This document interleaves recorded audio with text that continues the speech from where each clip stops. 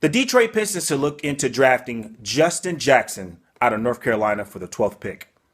This is Detroit Sports World. My name is Maurice Lewis. Justin Jackson, in my opinion, is a very special, unique player.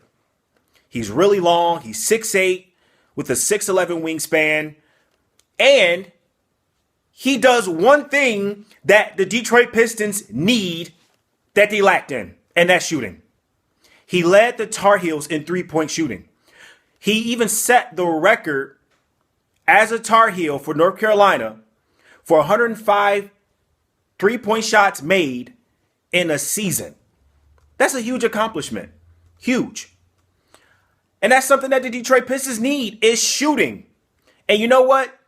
And we need his size because we lack the defense too, guys. We lack the defense. So looking into a guy like Justin Jackson would be a great idea. Now, here's the dilemma when it comes to drafting a guy like Justin Jackson. He plays the same position, small forward. He plays the same position as Tobias Harris, Stanley Johnson, Marcus Morris. I mean, we're stacked. And you could even put in Reggie Bullock, but we're stacked at the small forward position. We're really stacked. So where could he fit in? Like, I'm sick and tired of drafting players just to put them in the D League and not get them any type of experience to play in the NBA. Yeah, they need to get ready, but one of the faster ways of getting ready is playing in the NBA, playing a game, playing regular season games in the NBA instead of the D League. So where would he fit in? Where would Justin Jackson fit into the lineup as a Detroit Piston? And that would be the question. That is actually kind of hard, but we need a guy like him because he can shoot and he can play D. Self-explanatory, folks. Self-explanatory. But obviously the crew that we have now isn't getting it done, and we need to make some changes. Now, another dilemma that I want to talk about regarding this pick is Stanley Johnson.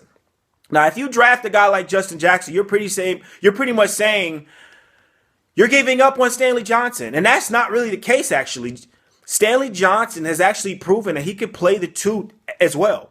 And with Kentavious Caldwell-Pope contract coming up, man, like, would you?